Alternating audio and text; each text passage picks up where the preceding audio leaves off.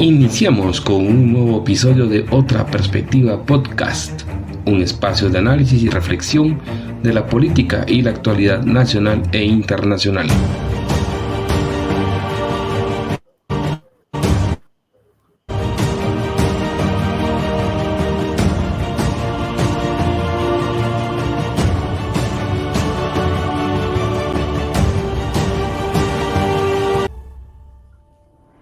Síguenos en nuestras plataformas de YouTube, Facebook, X, Spotify e iVoox. Soy Julio Fernando Melgar. Bienvenidos. Bienvenidos a otro episodio de Otra Perspectiva Podcast.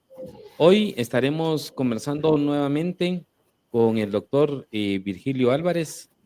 Bienvenido, Virgilio, nuevamente a este espacio. El día sábado que estuvimos conversando, hubieron problemas técnicos con relación al tema del internet, entonces ya no terminamos la discusión de la agenda que teníamos previsto para ver cómo está la coyuntura política actualmente en Europa, tanto después de las elecciones del Parlamento Europeo, se identificó un crecimiento de la extrema derecha en su representación en el Parlamento Europeo y que eso derivó a que hubieran adelanto de elecciones, en este caso en dos países significativos como es Francia y Reino Unido. En este primer episodio estuvimos conversando sobre la situación de Francia, pero nos quedó pendiente el Reino Unido. Entonces, creemos que es importante, y dado que hay muchos elementos de discusión, de retomar esta segunda fase de este episodio y vamos a conversar hoy un poco sobre el Reino Unido, que fue lo que nos quedó pendiente, y luego algunos elementos tal vez de la coyuntura ahorita de Francia, que ya hay anuncios un poco sobre el tema de quién se percibe como primer ministro en este momento en dicho país. Pero Virgilio, te quiero agradecer por tu tiempo, por tu disposición. Virgilio, para los que nos están escuchando, es un guatemalteco que está radicado en el Reino Unido, ha sido docente, consultor, escritor, fue director de Flaxo, es autor de varios libros de la historia política, social y cultural de nuestro país y también está en procesos de de presentar nuevos libros.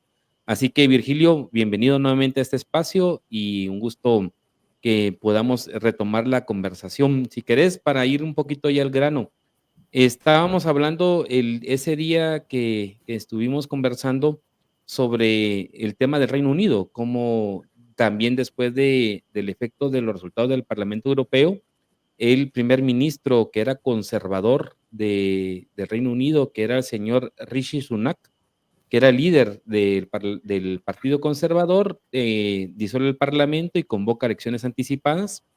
Y esto dio como fenómeno que el Partido Laborista diera como la sorpresa, digamos desde la perspectiva aquí de América, teniendo una fuerza contundente con más de 412 representantes en la Cámara de los Comunes, que es la denominación al Parlamento británico. De 202 salta a 412, se constituye en la primera fuerza. Obviamente eso le da la pauta para que a él lo nombren primer ministro del Reino Unido. Al líder, que es el señor Starmer, que es un abogado exfiscal del Reino Unido, y el Partido Conservador, que llevaba 14 años de estar ejerciendo el poder en el Reino Unido, se constituye en una segunda fuerza porque de 365 baja a 121 representantes. Y de aquí hay dos elementos que vamos a ver siempre como en la característica de lo que sucedió en Francia. Primero, hay una tercera fuerza que son liberales democráticos. Hay que tal vez Virgilio nos va a explicar un poco quiénes son ellos y cómo se representan, que entiendo yo siempre están en este segmento de la derecha, que crecen de 4 diputados a 71, que se constituyen la tercera fuerza, pero también aparece un movimiento de extrema derecha que se llama Reformar Reino Unido, que en el 2019 de 600,000 votos logra sacar 4 millones en esta elección ahorita en el 2024 y le permite que 5 representantes de ese partido de extrema derecha estén hoy también teniendo un escaño en la Cámara de los Comunes en el Reino Unido. Entonces, ahí nos quedamos en esa dinámica, en ese pendiente del Reino Unido en cuanto al resultado electoral. Y entonces te plantearía, Virgilio, cómo entendemos, qué lectura se le tiene que dar a este resultado electoral que permitió que el Partido Laborista volviera a retomar el poder. Y surgen las dudas.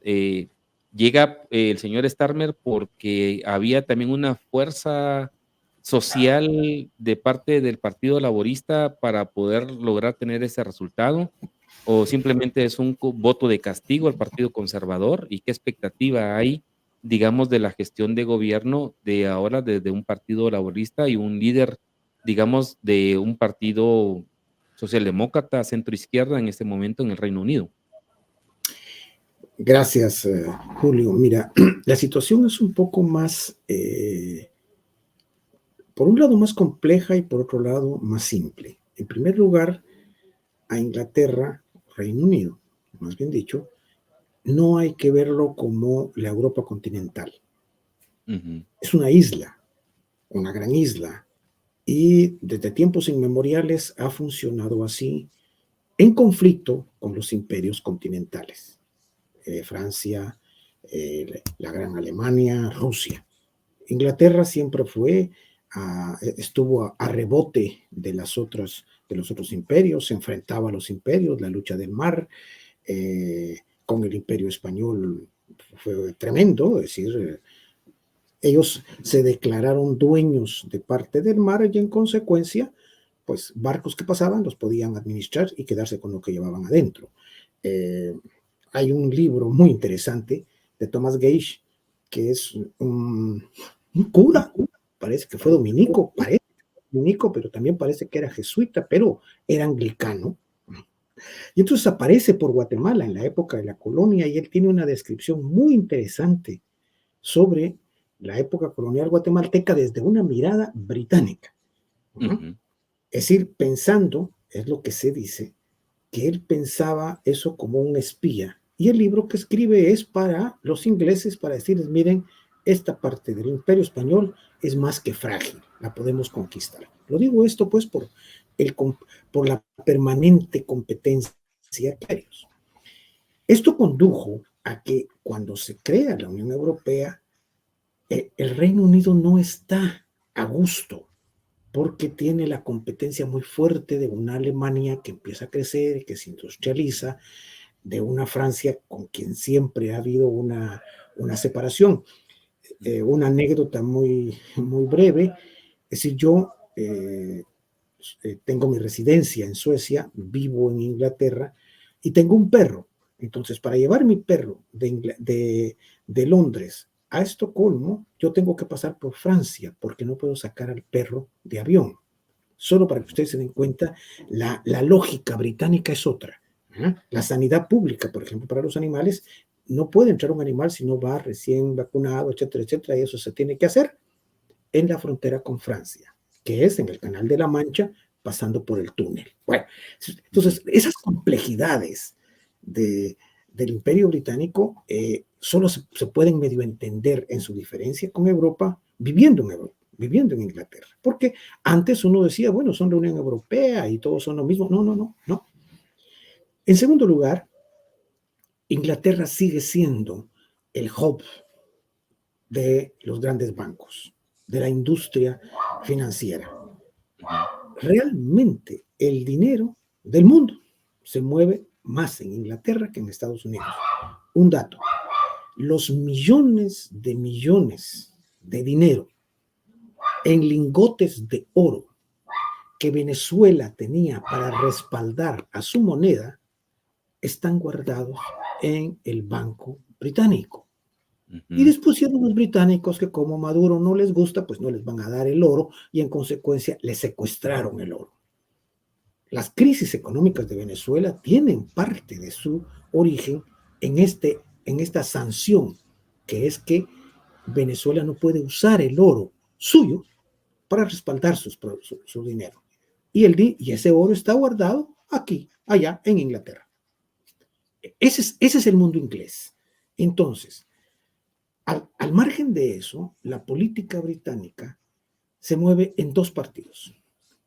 El Partido Conservador, que es ultraconservador y se convirtió en un partido ultra neoliberal con la Thatcher, y el Partido Laborista, que surgió como el Partido de los Trabajadores, pero ahora es un partido de la clase media, ¿no? Entonces sube y baja en función de los humores de la clase media. Dentro del Partido Laborista se empezó a construir una corriente de izquierda muy clara, muy fuerte. Es decir, la izquierda intelectualmente británica es una izquierda potente. La historiografía marxista es británica. Bueno, Marx produjo en Inglaterra, ¿no? Entonces, el pensamiento de izquierda en el Reino Unido es muy fuerte, pero no interpela a la población. Entonces, había un movimiento muy de izquierda adentro, liderado por Jeremy Corbyn, Corbyn, que él es el anterior líder, ¿verdad? llegó a secretario general del partido. En la crisis de la salida de Inglaterra de la Unión Europea, bajo el argumento de que la Unión Europea los obligaba a tener muchos inmigrantes y que los inmigrantes le quitaban el trabajo a los británicos, allí entra en crisis el Partido Laborista, porque Corbyn sí estaba de acuerdo con el Brexit. El Brexit en realidad era necesario para Inglaterra. Esa es mi posición. Las gentes pro Europa dicen que no, que Inglaterra perdió al salirse de Europa. Sí, perdió, pero es que de todas maneras estaba perdiendo. Pero la salida de Corbyn del Partido Laborista no se debe a eso. Se debe a que él representaba realmente a la posición de izquierda, a los intereses de las clases populares dentro del Partido Laborista. Y en Inglaterra hay un enorme lobby conservador judío. Entonces, los judíos sionistas, desde hace varios años, tal vez décadas, establecieron un reglamento de lo que es y no es ser antisionista,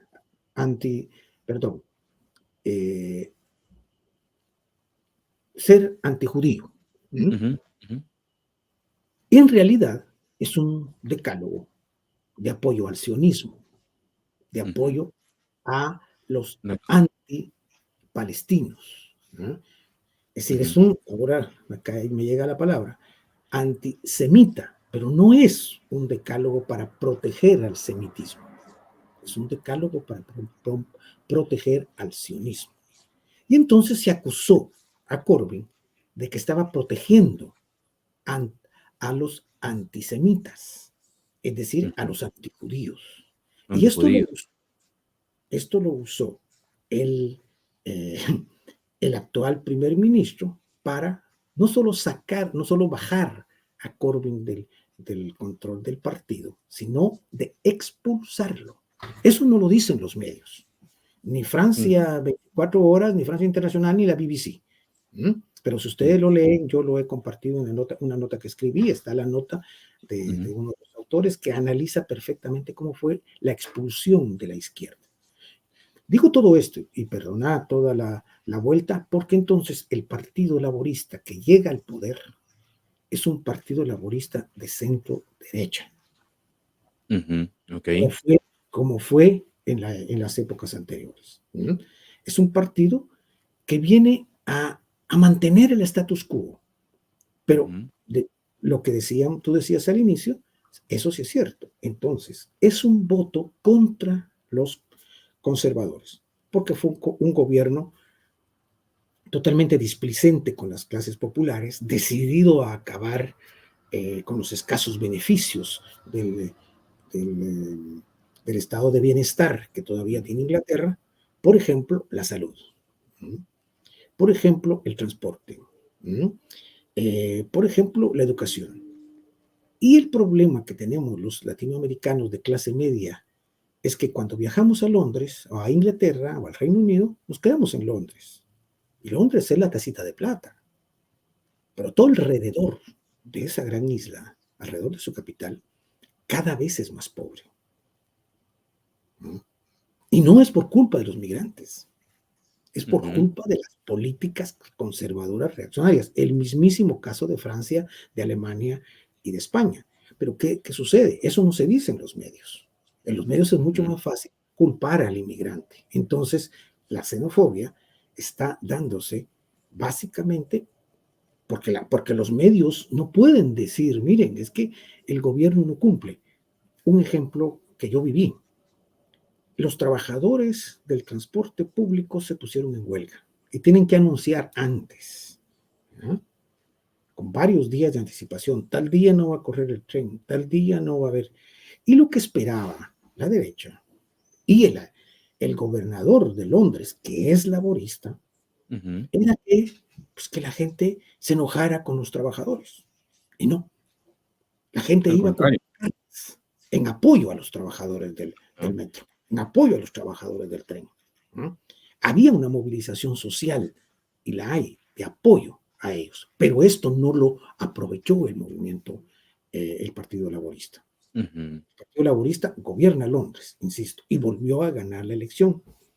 Porque, ¿por qué el primer ministro Sunak convocó desesperadamente a elecciones? Bueno, Ajá. porque desde hace año y medio, casi 2 años, desde que él llegó al poder, el partido estaba abajo en las encuestas. Y el problema era que cada día que pasaba estaba más abajo. Sí, pues. Vinieron las elecciones de alcaldes y en esas arrasaron los laboristas. Hasta en lugares enormemente fifí, como dirían en México, o Popov, Ajá. ¿no?, donde siempre gobernaron los conservadores, ganaron candidatos a alcaldes laboristas. ¿Y Entonces fue esas, una y esas debacle. elecciones en qué tiempo fueron, Virgilio? Digamos, Estas elecciones fueron en mayo, en mayo. Ok. ¿no? Sí, pues, o sea, 4 de mayo. cabalmente Sí. daba el Entonces, espacio. sí, no le quedó más que convocar a elecciones para el 14 de julio, Ujú, el tiempo mínimo, ¿no?, ujú, porque realmente él ya no podía hacer nada, ¿no? Es ujú. decir, la sociedad ya no quería a los conservadores, ¿no? Sí, pues. Entonces, un voto de no te quiero, ¿no? Cualquier cosa es mejor que vos, ¿no? Ujú, Y el problema del Partido Conservador, como de los partidos de derecha de Europa, es que en lugar de leer esas demandas y modificar su propuesta, pues, se ultraderechiza, ¿no?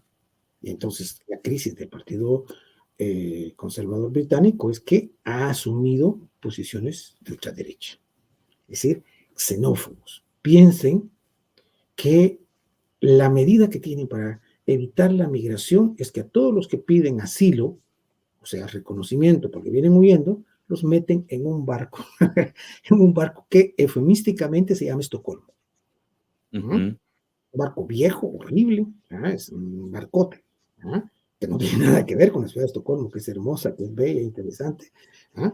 Y que quieren mandar a los, a todos los que lleguen a, a un país del África, ajá. donde es que, que en su propio país. Esta medida, el primer ministro que ganó las elecciones dice que no la va a hacer. Ya, se corta eso, se vuelve a un tratamiento más humano de los migrantes. Esto es Ujú, bueno. Y algo muy bueno que realmente en mi cabeza no estaba, que en mis análisis, porque realmente cuesta mucho, porque la prensa inglesa es muy conservadora. Entonces, encontrar prensa progresista es un poco difícil. Por ejemplo, se dice que The Guardian es un medio progresista. Para nada. ujú, Es un medio del sistema. Pero eh, digo todo esto porque la medida, el pronunciamiento del ministro de Relaciones Exteriores después de la reunión de la OTAN fue que Inglaterra hará todo el esfuerzo, el Reino Unido hará todo el esfuerzo para que cese el acoso al pueblo palestino. ujú. Esa es una demanda muy fuerte en la población. Las En la marchas población. Ajá. Las marchas en Londres eran gigantescas porque Sí, hay una amplia población británica de origen árabe, árabe. ¿no? Ujú, Y entonces muy vinculada a Palestina, ¿no? Pueden ser críticos, por ejemplo, al gobierno de Irán, pueden ser críticos al gobierno ujú. de Siria, refugiados que llegaron de allá, pero son pro-palestinos. Entonces, esto sí fue una demanda muy fuerte. Y termino con este breve o muy largo análisis diciendo qué sucedió con Corbyn. Ujú, Corbyn queda fuera del Partido Laborista, pero ya es un viejo setentón, mayor que yo, pero setentón, que decide lanzarse de candidato independiente y gana. O sea, que él sí participó como candidato ahorita en la elección. Él participó como candidato y va a estar en, en la casa de los comunes. Va a ¿Y estar por en qué el opción Parlamento. política él se lanzó Como independiente? independiente, como Como independiente, que se independiente. puede. Porque, Ok. de nuevo, en Inglaterra no hay segunda vuelta. Entonces, el que Sí. gana, gana. ¿Ah? Ajá. Él le ganó al candidato del Partido Laborista casi por 50,000 votos. ¿No? Quiere Ah, decir, ok. en su distrito, Corbyn tiene un reconocimiento, un respeto, y parece que hay unos 3 o 4 candidatos independientes que vienen de la izquierda. Me Ujú, preguntaba sobre la derecha. Sí, esta ujú, ultraderecha es una ultraderecha, pues, totalmente xenófoba, ujú. pero además anti-Europa. Entonces, si bien ganaron apenas 4 diputados, la Ajá. votación fue altísima. Como lo decía con relación a Francia, el problema es que la democracia inglesa, la democracia europea, es democracia a medias, porque no llegan al Parlamento representantes de todos los sectores de la sociedad. Ujú, Llegan al Parlamento los que ganan la elección. En Inglaterra, los distritos están casi del mismo tamaño, la misma cantidad de ujú, población. Entonces, no sale tan caro ser diputado, digamos, ujú. en términos de votos. Pero, si yo gano por la diferencia de un voto, me llevo el escaño y el otro se quedó chiflando en la loma. Y toda esa sociedad que votó por el otro no está representada. ¿No? Pero ahí había un análisis ahí que había visto yo en otro reportaje que señalaba que en España había un foro que señalaban de que, digamos, creo que el 34% es el resultado electoral en votos en total que tuvo el Partido Laborista, pero decía que este sistema era como de subrepresentación, era que ese 34% le representaba más de un 63% de representación de escaños en la Casa de los Exacto, Comunes, ¿verdad? exacto, Entonces, sí, está ese era sobre un poco representado. así es correcto, ¿verdad? Que era ¿No? un poco el tema de Sí, ese debate, que al igual pasaba en Francia y en otros países de Alemania, ¿verdad? En Francia con el segundo turno. ¿No? Es decir, el asunto es que nuestras democracias, que también son frágiles y muchas de fachada, el tema de la representación proporcional es una modernidad, porque Ujú, entonces tú le das a los sectores minoritarios con cierto peso un diputado. Entonces tienes representación de las distintas fuerzas. El problema en ujú, Guatemala es que no son propuestas ideológicas, que son candidatos de lo mismo. Es decir, claro, entonces, no, pero en teoría, el modelo de la representación proporcional por el método de Home es mucho más democrático que el usado en Francia y en Inglaterra. En ujú. España sí hay representación proporcional y esto es lo que le permitió a la izquierda una fuerza como la que le llegó a construir. ¿No? Ujú. Porque entonces Y mira, sí hay digamos, sí, sí hay una mejora en cuanto al tema de la representación, pero digamos en este escenario, digamos, porque ahí surge esta extrema derecha que te decía, yo tenía el dato de que, digamos, aunque tiene solo 4 o 5 representantes en la Cámara de los Comunes, sí tuvo casi un segundo lugar en más de 100 circunscripciones de las claro, 650 que tiene el Reino Unido, ¿verdad? claro, claro, claro. Electoralmente sí que fue creciendo con votos de aceptación de parte de los ciudadanos británicos hacia ese tipo de Sí, opciones. este partido no, no es una amenaza a Ujú, los Tories, a los ujú, conservadores, pero sí es un discurso que penetra en la sociedad. Y ujú, entonces su líder, que es Phalange o algo ujú. así, tiene un peso y una importancia política enorme. Y ahora va a tener un reflejo porque entra al Parlamento, tiene presencia en el Parlamento. Ujú, ¿No? ujú. Y los diputados británicos no son para nada mansas palomas, se agarran del pelo, se mientan la madre, además no lo han ampliado, entonces ahora van a estar todos amontonados. ¿No? porque como crece la población, crece el número de diputados y van a estar todos amontonados en un lugar tan chiquito de que se habla de que no van a caber. ¿No? Entonces voy a pedir la palabra si tienen que parar encima. Es una cosa O sea que ahí el detalle es que va creciendo va creciendo la cantidad de representantes en la Cámara de los Comunes dependiendo de la cantidad de la población. De la población. Sí. Cosa que no pasa en Francia. Sí, pues. Entonces, en Francia, esas reformas, entonces lo que hacen es que en un distrito, para ganarlos, necesitas muchísimos votos. Como sucede ya en Guatemala, en el Distrito Central, a pesar de que son mucho más los diputados, esa discusión que se ha tenido de que no, porque los diputados no hacen nada. Bueno, quitémosles el sueldo si quieren, que no ganen nada, pero tienen que haber más diputados porque hay más población que necesitas, exige ser representado. Al final y digamos, ese es el poder soberano. ¿Y esa tercera fuerza de los liberales democráticos, qué característica tienen, Virgilio? Ese es un partido liberal conservador, que ha ido creciendo por su crítica al conservadurismo del Partido Conservador en términos económicos, porque desmontar el sistema de bienestar británico es difícil. Se ha privatizado todo, pero por ejemplo, Arzú privatizó todo porque le mandaron la orden.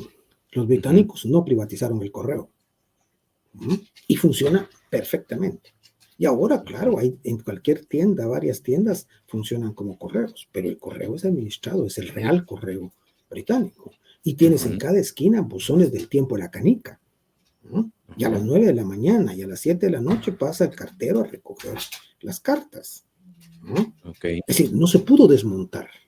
La salud, de nuevo, hay cantidad de clínicas públicas, pero crece la población y entonces se ha concedido a privados a que hagan la atención pública, pero no es suficiente, entonces pasas en fila para que te atiendan, porque el crecimiento de la población y especialmente en las zonas más pobres, donde no llegan los médicos, donde no lo hay, entonces te dicen, no, vaya con el privado, pero totalmente privado. Entonces, esto es la salud y la educación igual. Ya hay niños en pueblos que no van a la escuela. Que no están... Es en un país desarrollado, ¿no? En un país desarrollado. Entonces, son y las expectativas que tendría... las expectativas que tendría este primer ministro, ¿cómo las ves? O sea, ¿cuál es el giro de avance o no que él pueda tener, el margen que él tenga en frente a la expectativa? Cuando yo escribí mi nota, hace mucho en Bernardo Arévalo. Stammer es Bernardo Arévalo británico. Y tal vez ni tanto, porque es mucho más tímido. Es decir, él no se movió en el discurso, porque si hablaba perdía. Era mejor no hablar, entonces su propuesta es tímida, tibia. Es un hombre, de nuevo, muy buena gente. Su mamá era enfermera, su papá era herrero.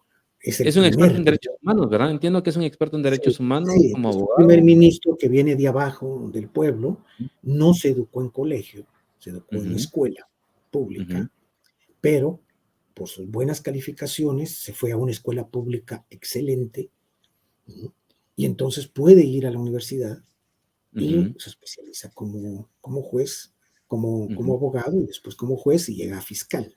Entonces, tiene una carrera y tiene un pasado social muy valioso.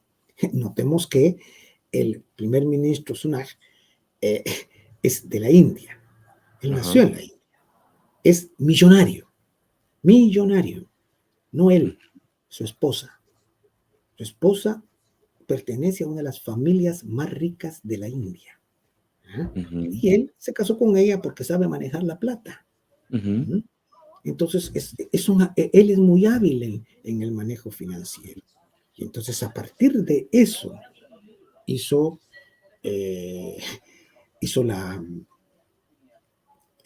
su éxito personal, hizo su riqueza. Pero es un hombre, entonces, millonario. Él sí no pasó hambres. El actual primer ministro sí pasó hambres, siendo británico, siendo blanco. ¿no? Pero ahora muchos blancos más pasaron en la pobreza. Necesito relatarles lo que estoy viendo. Estoy en la ventana de mi casa y andan 3 chicos con sus patinetas. ¿Ah? Pero ya es una hora en que no es muy común a ver a los niños corriendo y andan en las patinetas. Y entonces vino una patrulla de la policía a platicar con los chiquitos. Están platicando con ellos, preguntarles dónde está su mamá, dónde está su papá. Es decir, no les están preguntando si las patinetas son de ellas, Claro. sino que qué están, es decir, ya por porque el horario. en Suecia, por el horario, porque en Suecia ha habido demasiado riesgo y peligro, especialmente con los niños hijos de migrantes. Y yo resido acá en una zona de familia de migrantes. Entonces, que el niño se perdió, que puede estar perdido o está escondido. Entonces, es un tema muy diferente que no lo veo en Inglaterra. En Inglaterra hay un descuido, tú sientes cierta violencia social, a pesar de que es una sociedad bastante, mucho más pacífica que Guatemala. Y Aunque yo digamos, vivo y la lucha ¿sí? de derechos, un poquito poniendo este ejemplo de Suecia y de Inglaterra, es en la lógica de que haya una mayor atención, una mejor calidad en el servicio Sí, sí, o sí, sí. acceso. ¿Cuál es cuál es el debate? Suecia se ha degenerado enormemente en su estado de bienestar. ¿No? Ha ido perdiendo mucho. Pero a pesar de eso, como dijo Trump alguna vez, aún en Suecia se pierde la gente. Suecia es un paraíso comparado con Gran Bretaña. Es decir, mi hija menor estudió en Inglaterra, se quedó trabajando en Inglaterra 2 años, pero en cuanto consiguió como volverse a Suecia, se volvió a Suecia. Porque las condiciones de trabajo, la seguridad misma en la ciudad es mucho mejor. Es mucho mejor. Es decir, Suecia, a pesar de que ya se cundió de neoliberalismo, de que ya gobiernan las derechas, de que la ultraderecha cada vez crece más, xenófoba también, es un país todavía especial. Sí, tiene todavía algunas condiciones de mejoría. Sí, sí, Bueno, sí, esa es la sí, sí, referencia sí. internacional de todos Sí, los sí, países sí, sí. nórdicos. Pero digamos, ya Dinamarca ha perdido mucho, porque se han perdido beneficios. Pero sí, los nórdicos, los 3, Noruega, Suecia y Dinamarca, tienen un estado de vida mucho mejor, mucho mejor. Bueno, En mi caso, yo me ¿quieres sé un que poquito para ir, digamos, terminar esta ronda del Reino Unido y terminar un poquito por lo que de Francia? Y te pregunto, digamos, ¿hay alguna alternativa de cambio, digamos, con esta dinámica y las composiciones que hemos ido descubriendo en sus interioridades en Francia y en Reino Unido de estos, digamos, partidos que tienen una agenda progresista o que se caracterizan por ser progresistas? En cuanto al tema del desarrollo de Europa como tal, digamos que también tienes un canciller alemán que es del Partido Socialdemócrata, tienes a un, partido socialista, digamos, con, Sánchez en España.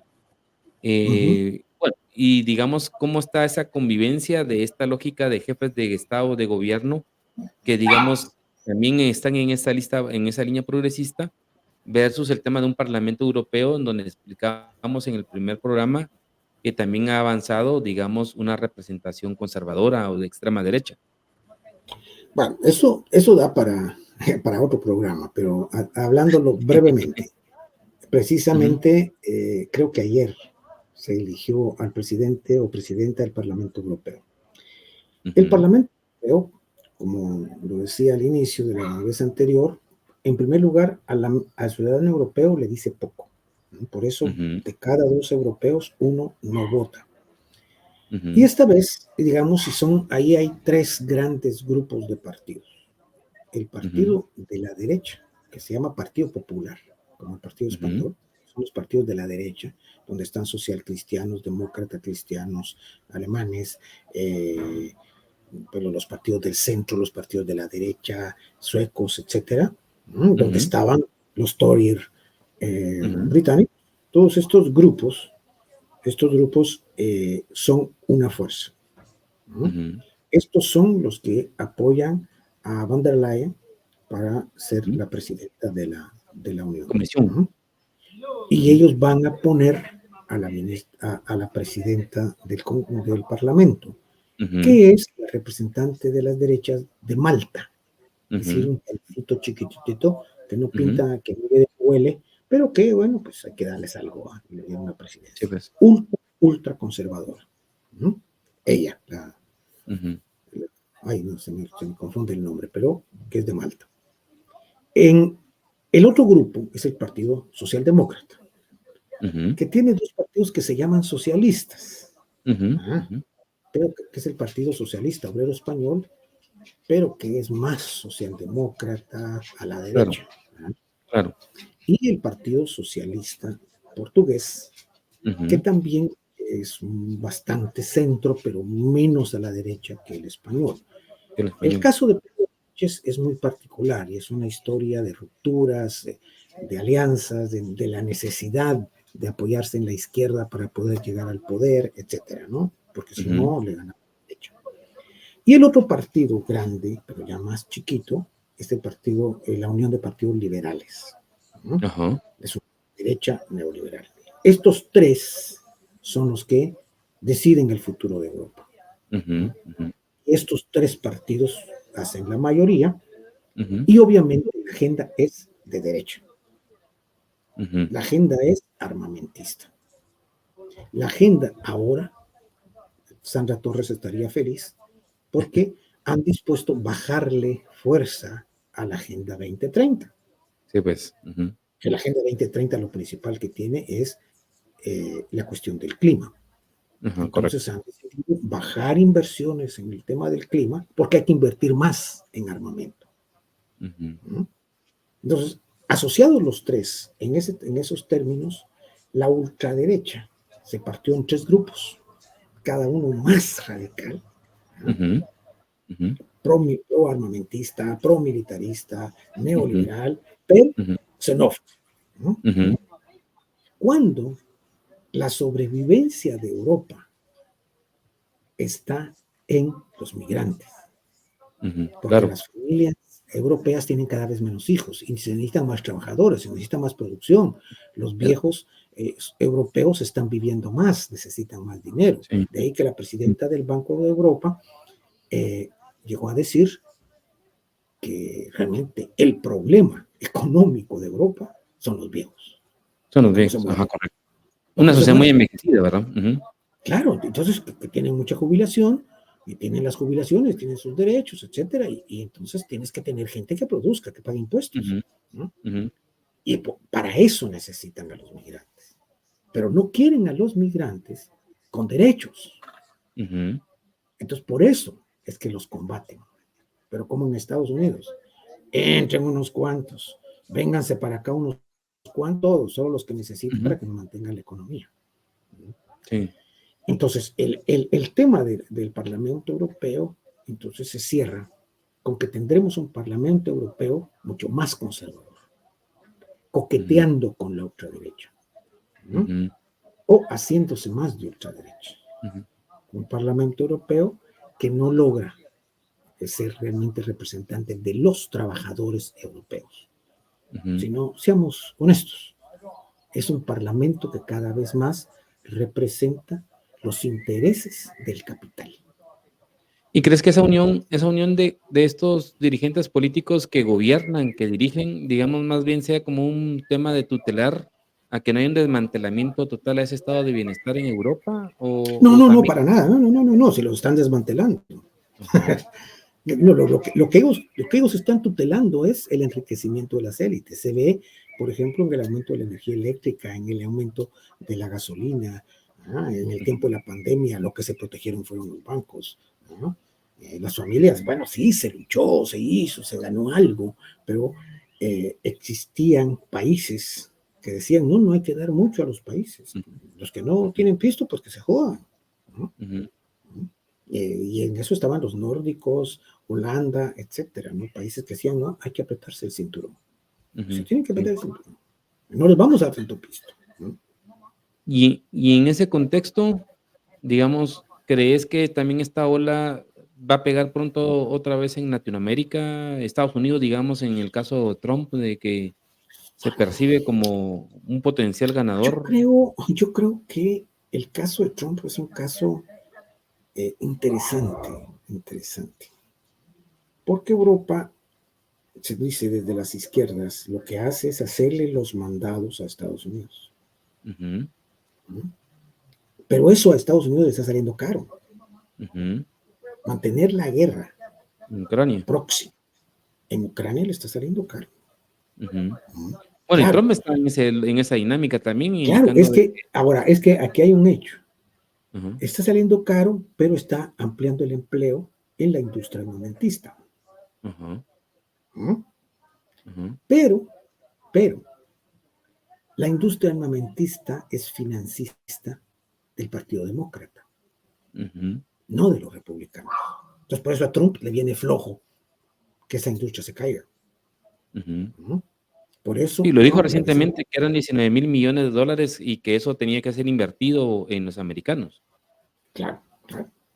¿No? Ahora, lo que pasa es que es mañoso, pues, porque son 19 mil millones de dólares de los cuales se van a, a Ucrania para quemarse en armas, lo que hace Ujú, que haya necesidad de más armas. ¿Ah? ujú, Pero ¿dónde se producen las armas? En Estados Unidos. Da ujú, trabajo. O sea, se están financiando, se están subvencionando las empresas ujú, armamentistas. ¿No?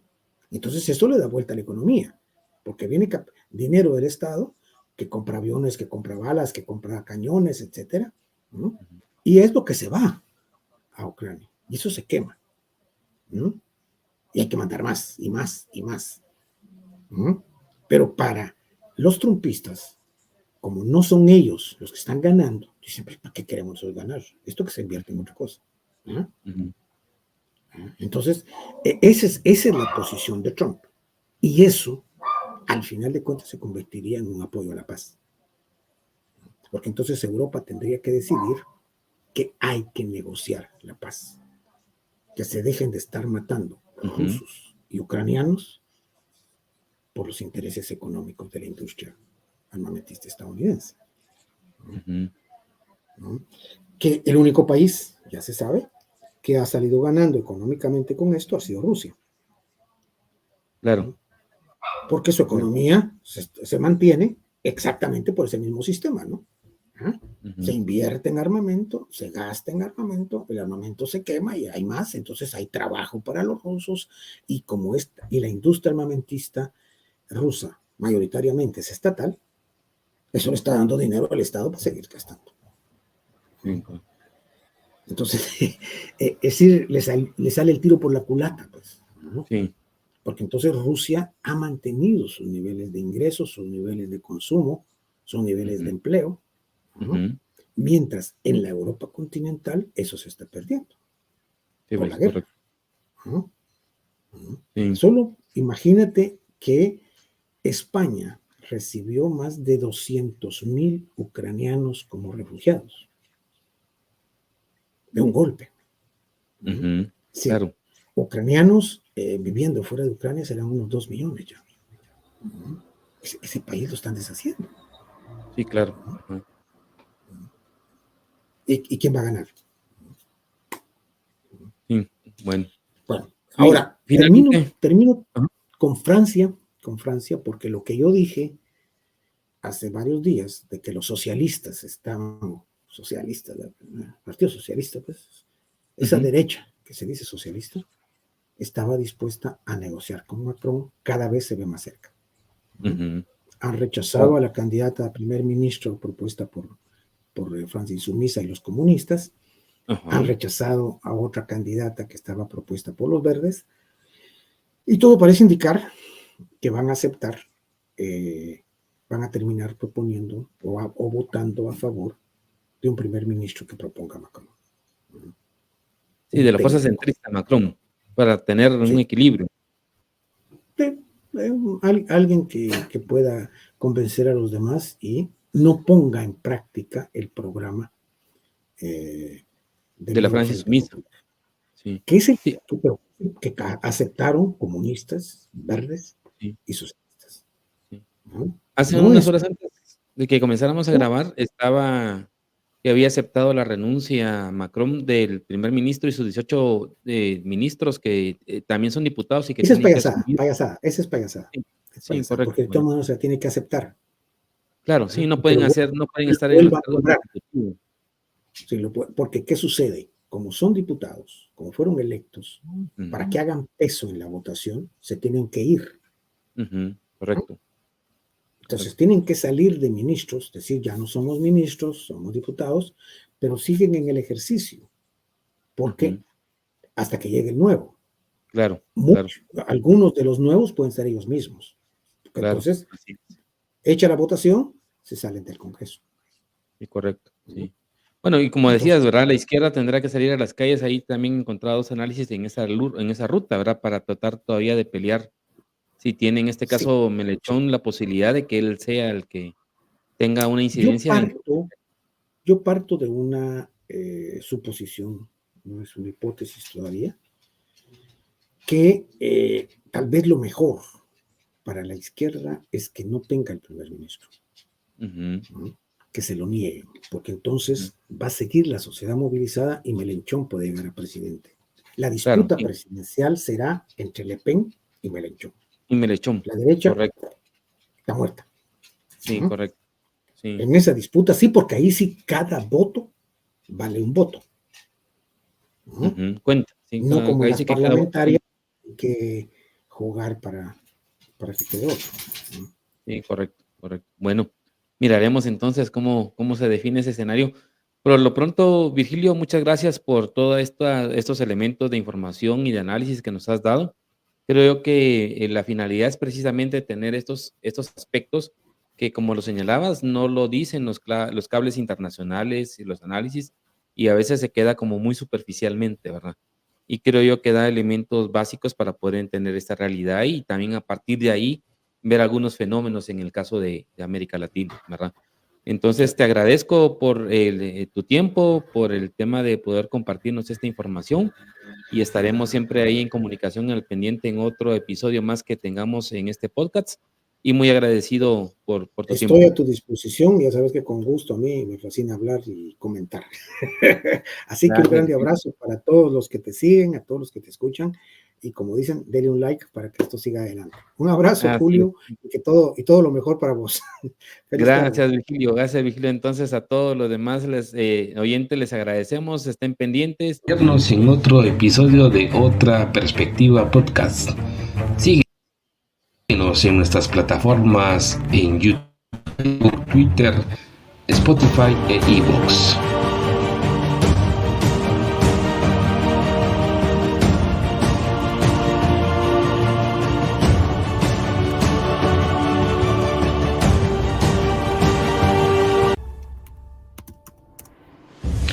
Nos escuchamos pronto y recuerda que la vida es ahora y aquí mismo.